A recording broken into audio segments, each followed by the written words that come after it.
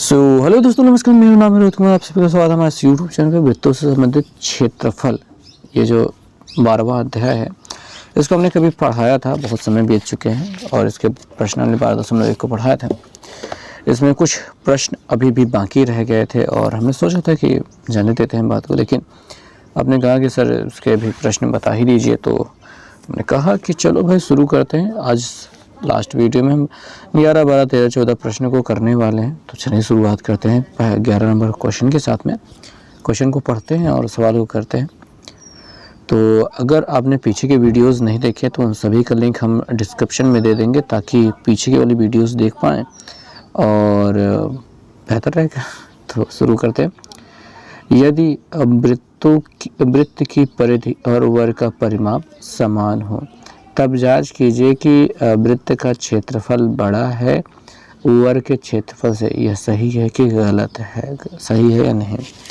यानी कि हमें दिया गया है वृत्त की परिधि और वर्ग का परिमाप समान है। हमको यहाँ से शुरुआत करनी पड़ेगी। पहले वृत्त से, पहले 11 नंबर सवाल तो डाल दे। अब वृत्त की परिधि से मतलब होते हैं, तो भैया माना वृत्त जो हमारा है, वृत्त की त्रिज्या जो है वही से हम शुरुआत करेंगे। त्रिज्या वो r है तथा वर्ग की भुजा तो ये a है। अगर यहाँ से शुरुआत करेंगे तभी समझ में आती है बात, ठीक। वृत्त की परिधि, अब यहाँ पे चूंकि वृत्त की जो परिधि है, वृत्त की परिधि ये जो है बराबर है वर्ग का परिमाप, ठीक। परिमाप अगर ये बराबर है तो वृत्त की परिधि होती है 2πr और वर्ग का परिमाप होता है 4 गुण से भुजा। 2 से 1 कट रहा है, काट देते हैं, ठीक। और यहाँ पे पाई का मान रख दें क्या? अभी नहीं रखते हैं, रहने देते हैं। r/2a दिखाई दे रहा है और मतलब a को इधर भेजेंगे तो r/a दिखाई दे रहा है। यहाँ पे 2 है और पाई को नीचे भेज देंगे, पाई हो जाएगा। ये एक अनुपात मिल गया। इसको हम एक समीकरण बना लेते हैं ताकि हमें आगे प्रयोग करने को यहाँ पे रहे। तो वृत्त का क्षेत्रफल और वर्ग का क्षेत्रफल, इन दोनों से का अनुपात पहले निकालेंगे, ठीक है। तभी हम पता कर पाएंगे कि बड़ा है छोटा है। तो हम ऊपर वृत्त का क्षेत्रफल लेते हैं और बटे वर्ग का क्षेत्रफल लेते हैं, ऐसा करेंगे। तो वृत्त का क्षेत्रफल क्या है भैया? वो होता है πr² और वर्ग का क्षेत्रफल क्या होता है? भुजा स्क्वायर। अब यहाँ पे पाई जो है वो पाई ऐसे पड़ा रहने देते हैं और इसको लिख देते हैं r/a², ठीक। अब समीकरण 1 से r/a का मान हमको मालूम है, वही रख देते हैं। तो यहाँ पे पाई रहने देते हैं, गुणते 2/पाई है उसकी स्क्वायर कर देते हैं। ये हमने किया समीकरण 1 से, ये काम किया है हमने। अब क्या है, पाई तो ऐसे ही रहेगा, गुणते ये 2 दूनी 4 हो जाएगा, नीचे पाई के स्क्वायर हो जाएंगे, पाई गुणते पाई हो जाएगा। एक ही पाई काट लेते हैं और 4 को ऐसे रहने देते हैं। पाई का मान 22 रख देते हैं, बटे 7 जो होता है वो ऊपर पहुंचा देते हैं, ठीक। और 2 से भी कट रहा है, 2 दूनी 4, 2 यहाँ पे 11 मिल रहा है और 7 दूनी हो रहा है 14 और बटे 11। तो यहाँ पे हम समझ पा रहे हैं कि हमको वृत्त का जो क्षेत्रफल है बटे वर्ग का क्षेत्रफल, इन दोनों का अनुपात मिल रहा है 14:1। चूँकि वृत्त का क्षेत्रफल अनुपाते, ठीक है, वर्ग का क्षेत्रफल ये मिल रहा है 14:11। तो वृत्त वाला 14 है, वर्ग वाला 11 है, अतः वृत्त का क्षेत्रफल बड़ा है, वृत्त का जो क्षेत्रफल मिला है वो बड़ा है और वर्ग का क्षेत्रफल छोटा हो गया, वर्ग का क्षेत्रफल छोटा हो गया। अब प्रश्न में हमसे कहा गया है कि वृत्त का क्षेत्रफल बड़ा है, वर्ग का क्षेत्रफल छोटा है। ऐसा हमको ये सही है कि गलत है, तो हमको यहाँ पे लिखना है कि क्षेत्रफल ये सत्य है। क्या है? सत्य है। ओके, तो ये प्रश्न हो गया है समाप्त। आपको ऐसे ही करना है इसको। अब बात कर लेते हैं 12 नंबर प्रश्न की। 12 नंबर प्रश्न में है क्या है कि एक घड़ी की छोटी तथा बड़ी सुइयां क्रमशः 8 सेंटीमीटर तथा 12 सेंटीमीटर लंबी हैं। सुइयों के नोकों द्वारा 2 दिन अर्थात 48 घंटे में चली गई दूरियों का योगफल ज्ञात कीजिए। तो इनके द्वारा चली गई दूरियों का योगफल ज्ञात करना है और पाई का मान 22/7 लेना है। तो 12 नंबर जो प्रश्न है ऐसा शुरुआत करेंगे। कहेंगे कि भैया घड़ी की एक घड़ी की पहले हम तो छोटी सुई ले लेते हैं।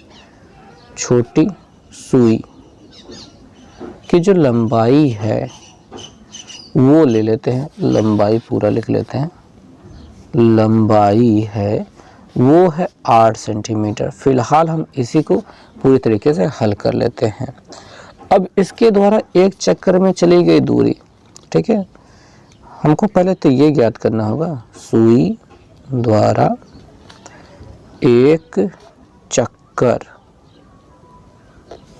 में चली गई दूरी कैसे निकाला जाएगा? वो होता है 2πr के बराबर, परिध के बराबर होता है, ठीक है, 2πr। तो यही जो लंबाई है वही अपना r है। ओके, अब यहाँ पे हो गया 2 गुणते 22/7 गुणते r का मान अपना 8 ले लिया है हमने। सुई की लंबाई, घड़ी की सुई तो ऐसे ही होते हैं ना भैया। अब 8 दूनी 16 अपना गुणा करते हैं। 8 दूनी 16, 16 दूनी 32 का 2 हासिल आ गया 3, 16 दूनी 32, 3 35/7 इतना सेंटीमीटर मिल जाएगा इसकी एक चक्कर में चली गई दूरी। अब 48 घंटे अब जो छोटी सुई होती है वो घंटे की सुई होती है और एक चक्कर उसको पूरा एक चक्कर लगाने में कितना समय लगता है? ठीक है, छोटी सुई द्वारा एक चक्कर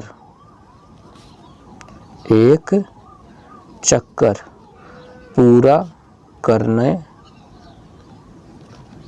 में लगा समय, बताइए भाई कितना होता है समय?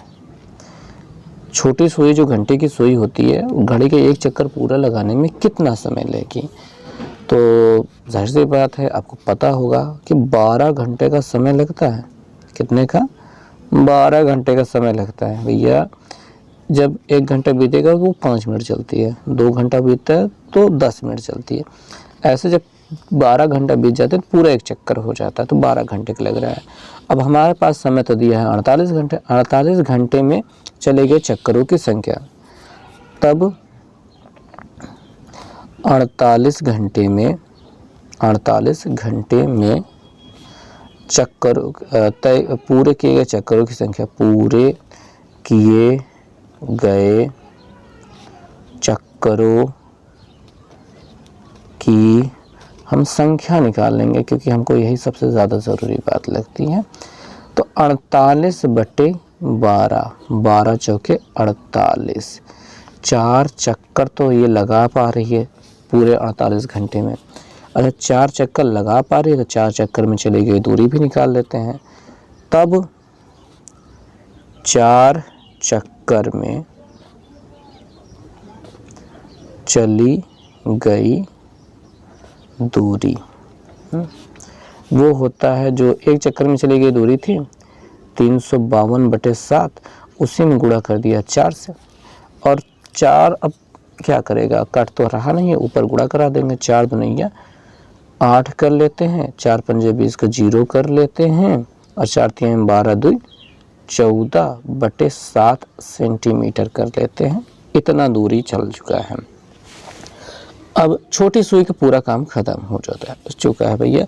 अब इसमें कुछ नहीं करना है, बड़ी सुई 12 सेंटीमीटर जो लंबी है उसके बारे में बात करना शुरू करते हैं। सारी चीज़ें वैसे ही करेंगे।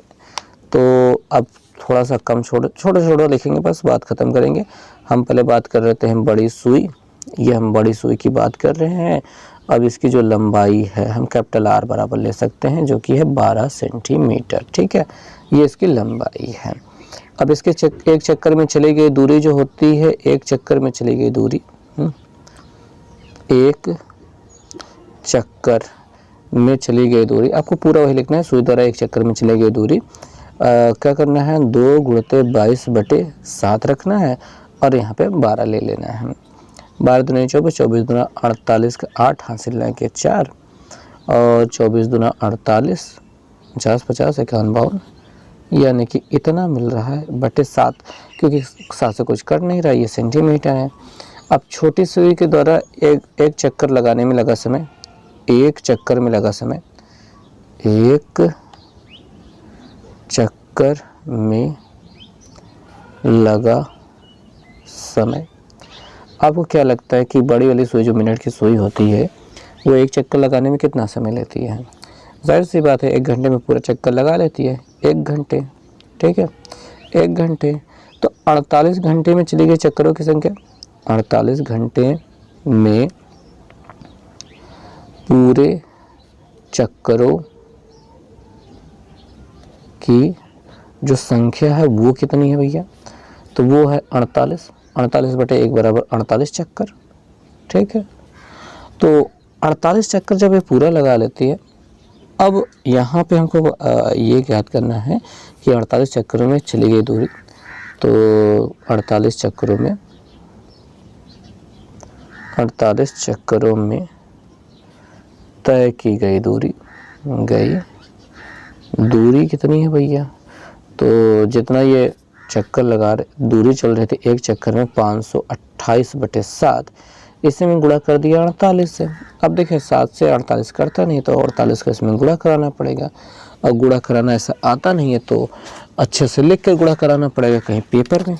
ठीक है, तो ये अपना 528 उठाया है, उसमें गुणा करना शुरू किया 48 से। 8 8 64, 4 हासिल लगे 6, 8 दूनी 16, 16 6 22, 2 8 5 40, 40 2 42 और 4 से गुणा करेंगे 4, 8 चौक 32, 4 8 32 को 2 हासिल लगे 3, 4 दूनी 8 3 11 1 हासिल लगे 1, 4 5 20 1 21, ये हो गया। और ये 4 हो गया, ये 4 हो गया, ये 3 हो गया, ये 5 हो गया, ये 2 हो गया। हालांकि अगर आप ध्यान से समझे कि 8 से गुणा किया था जो कुछ मिला था, 4 से गुणा करने पर ठीक उसका आधा था। 4 का आधा 2, 2 का आधा 1, 2 का आधा 1, 4 का आधा 2, ये अपने में फैक्ट है, ये मिलता है। तो ये जोड़ लिया हमने, इतना सब कुछ मिल गया। तब इसको हम यहाँ पर लिख लेते हैं। हमको मिला था 2 5 3 4 4/7, तो ये सेंटीमीटर में मिलेगा। अब हमें निकालना ये था कि सुइयों की नोक द्वारा 48 घंटे में चली गई दूरियों का योग। तो 48 घंटे में चली गई दूरी, कुल दूरी हम यहाँ पे कह सकते हैं कि चली गई कुल दूरी। आप ऐसा लिखेंगे कि दोनों सुइयों द्वारा 48 घंटे में चली गई दूरियों का योगफल बराबर। तो ऐसा लिख करके उसके बाद दोनों को जोड़ेंगे। फिलहाल पहले वाली जो थी यहाँ पे मिली थी कितना, ये 1408/7, 1408/7 प्लस ये 25,344/7। ज़्यादा कुछ करना नहीं है, जोड़ देना है। 8 4 12 2 हासिल लगे 1, ये 4 और 0 4 रहेगा, हासिल लग जाएगा 5 हो जाएगा, 4 3 7 हो गया है और 1 5 1 6 हो गया है और 1 2, यहाँ पे 2 जो है वो 2 हो गया बटे 7, इतना मिल रहा है। और संभवतः हो सकता है 7 से 1 कट रहा हो, पर उत्तर मिलान कर लेते हैं। हाँ जी, ये जो मिल रहा है 3821.72। अपन यहाँ पे इस जो गिनती को 7 से अगर हम भाग करेंगे तो भाग करके एक बार देख लेते हैं भैया। तो ये 26 है, 7 5 2 है, 7 से भाग करना है।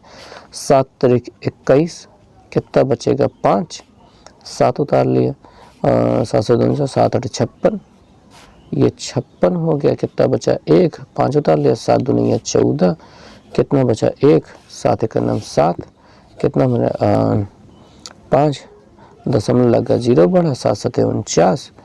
और यहाँ पे देखेंगे 38 21 जो कुछ चाहिए था वो दशमलव मतलब वो पूरा मिल रहा है। तो 7 7 ये 49 हो गया, 1 बचेगा, 0 बढ़ेगा, 7 दूनी 7, 7 1 9 7 होना चाहिए। लेकिन यहाँ पे 2 इसलिए लिया है कि दशमलव के बाद वाली बात होती है भैया, दशमलव के बाद गिनतियाँ बहुत बढ़ती चली जाएंगी। ये वाला तो एक के बार जाएगा, लेकिन अगला बार वाला ज़्यादा चला जाता है। एक छोटी सी बात समझा देते हैं, उसकी बात को ख़त्म कर लेते हैं। आप कहेंगे सर ये 7 1 9 7 बार जा रहा है, बच रहा है 3 और 0 बढ़ रहा है। और यहाँ पे क्या होता है, अभी 7 तारीख 7 चौक 28, 7 चौके 28, कितना बच रहा है 2, 0 बढ़ जाएगा, ठीक है। और फिर यहाँ पे 7 दूनी 14, बचेगा 6। ये जो गिनतियाँ बढ़ती हुई जा रही हैं, इन्हीं को एकदम लेवल में लाने के लिए यहाँ पे इस गिनती को बढ़ा दिया जाता है, मतलब कि 2 कर दिया जाता है। हालांकि यहाँ पे उतना भी ज़्यादा बढ़ाना नहीं चाहिए था, ठीक है, इसको 2 नहीं करना चाहिए, 10 ही रहने चाहिए था, 1 ही रहने देना चाहिए था। पर ठीक है, आगे वाली गिनतियाँ देखिए, ज़रूरी ये है कि आगे वाली गिनतियाँ मिल रही हों, दशमलव के बाद पहली गिनती मिल रही हो, दूसरी वाली जो गिनती है उसके नज़दीक हो जो आंसर लिखा गया है, तो उतना काफ़ी होता है। तो अगर आप इतना ही लिख देते हैं कि 7 1 है, एग्ज़ाम की भी बात कर रहे हैं, तो भी आपका गलत नहीं होता है, क्योंकि यही सही जवाब है। तो जो भी है आपका आंसर तो मिल ही गया है। ये 3 8 2 1 दशमलव 7 1 मिला था, मान लेते हैं हमारा, तो इतना ही मीटर, हालांकि हम सेंटीमीटर निकाल रहे हैं तो ये सेंटीमीटर ही मिलना चाहिए, पता नहीं क्यों यहाँ पे मीटर दिया है, तो जाने देते हैं उस बात को, कोई मतलब नहीं है। सब कुछ मीटर में सेंटीमीटर में दिया था, तो मीटर में होने की संभावना तो बिल्कुल भी नहीं है, यहाँ पे सेम ही होना चाहिए था। ये थोड़ी सी गलती हम कह सकते हैं कि मिसप्रिंट हुआ है। खैर बात ख़त्म रखते हैं, प्रश्न संख्या 13 पे आते हैं। क्या है प्रश्न संख्या 13 वो देखते हैं, फिर बात समझा जाएगा। कि भैया प्रश्न ये है 13 नंबर में कि 2 समांतर रेखाएं वृत्त को क्रमशः बिंदुओं ए और बी पर क्या कहते हैं स्पर्श करती हैं। वृत्त का क्षेत्रफल 25 पाई सेंटीमीटर स्क्वायर है, तब ए बी की लंबाई ज्ञात कीजिए। बहुत ही आसान प्रश्न है। देखिए भैया, वृत्त का क्षेत्रफल दिया गया है, वृत्त का क्षेत्रफल दिया है जो कि है 25 पाई सेंटीमीटर स्क्वायर। अब आपको बता दिया जाए कि जो क्षेत्रफल होता है वो पाई आर स्क्वायर बराबर होता है, तो यहाँ पे 25 पाई हो जाएगा, पाई से पाई कैंसिल हो जाएगा, आर बराबर अंडर रूट 25 हो जाएगा और आर बराबर 5 मिल जाएगा, जो कि हम सेंटीमीटर कह देंगे। अब वृत्त ऐसा होता है और समांतर रेखाएं, जो कि समांतर स्पर्श रेखाएं, ठीक है, हम यहाँ पे लिखेंगे चूँकि वृत्त की 2 समांतर स्पर्श रेखाएं, समांतर स्पर्श रेखाएं वृत्त के व्यास के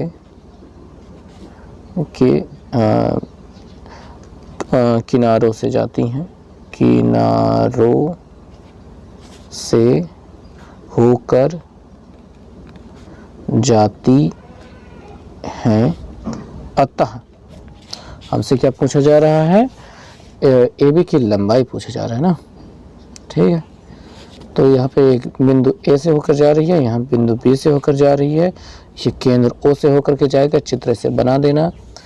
अतः ए बी वृत्त का व्यास होगा, वृत्त का व्यास होगा तथा उसकी लंबाई ए बी बराबर 5 5 10 2 गुणते 5 बराबर 10 सेंटीमीटर है। तो ये रहा आपका आंसर, 10 सेंटीमीटर उत्तर भी आ रहा है। और 14 नंबर प्रश्न की बात आ जाती है। 14 नंबर प्रश्न को देखते हैं कि कहा गया है कि एक तार को जब वर्ग के आकार में मोड़ा जाता है, वर्ग के आकार में मोड़ा जाता है यानी कि कुछ इस शेप में होता है, तो इसके द्वारा आंतरिक क्षेत्रफल 121, ये पूरा जो क्षेत्रफल ये घेर रहा है वो 121 सेंटीमीटर स्क्वायर है। अगर आप वर्ग के क्षेत्रफल से वाकिफ हैं तो वो होता है ए स्क्वायर बराबर, और भुजा हो जाएगी 11 ग्राम में, यानी कि ए बराबर आप कह सकते हैं 11 सेंटीमीटर है। यदि इसी तार को वृत्त के रूप में मोड़ा जाए, यानी इसी तार को वृत्त के रूप में कन्वर्ट कर दिया जाए, यानी कुछ इस शेप में, तो भाई बात ये होती है कि ये जो तार है इसका जो परिमाप था 4 गुणित भुजा 11 चौक 44, वो नहीं बदलता है, ठीक है। वो अपना यहाँ पे भी काम करेगा 44 सेंटीमीटर इसकी परिधि के रूप में, क्या परिधि के रूप में काम करेगा। और तो इस समय वृत्त का क्षेत्रफल ज्ञात करना है, तो परिधि के रूप में ऐसे ज्ञात काम करेगा। तो परिधि होती है 2 पाई आर और वो 44 के बराबर, तो आर का मान निकालना बहुत आसान काम है भैया। 2 गुणते पाई का मान 22/7 रखो, आर यहाँ पे है ये है बराबर 44 कर दो, 22 दूनी ये 44 होता है, खत्म हो गया, 7 उधर जाके गुणा कर दिया, तो आर बराबर क्या मिल गया 7 सेंटीमीटर। अब वृत्त है, वृत्त के त्रिज्या जब 7 मिल गई तो क्षेत्रफल क्या होता है पाई आर स्क्वायर होता है, तो 22/7, आर का मान है 7, 7 गुणते 7, एक ही 7 कट जाएगा, और 22 7 का गुणा 7 दूनी 14, 4 यहाँ से लगेगा, 7 दूनी 14, 1 15, तो 154 सेंटीमीटर स्क्वायर मिल जाएगा आपको, क्या वृत्त का क्षेत्रफल मिल जाएगा। तो इतना सा काम ये यहाँ पे इस प्रश्न में होने वाला है, उत्तर मिला सकते हैं। तो इसे अच्छे से लिखना, मतलब देखिए ऐसा तो करेंगे नहीं भाई, साफ सुथरा कैसे लिखा जाए, तो वो आप लिख करके एक बार बताइएगा कि आप लिख पाए हैं कि नहीं लिख पाए हैं बातों को, ठीक है। हमने तो आपको समझा दिया कि कैसे कैसे होना है और किस प्रक्रिया से होकर गुजरना है, और ये तो सब कुछ बेहतर हो गया। ओके, तो आप इस प्रश्न के जो सही तरीका अच्छा तरीके से लिखने की बात होती है वो आप लिखिएगा। फ़िलहाल ये आपके लिए मतलब होमवर्क रहेगा। अब मिलेंगे नेक्स्ट वीडियो में, तब तक के लिए बहुत बहुत धन्यवाद, बाय।